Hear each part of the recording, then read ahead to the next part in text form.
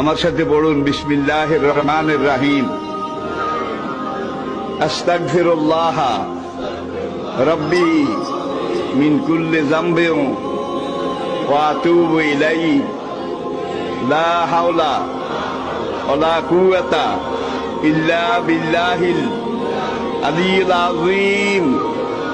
তাওবা ইয়া আল্লাহ, তাওবা ইয়া আল্লাহ, তাওবা ইয়া আল্লাহ, তাওবা ইয়া রাব্বি, লা ইলাহা ইল্লাল্লাহু মুহাম্মাদুর রাসূলুল্লাহ।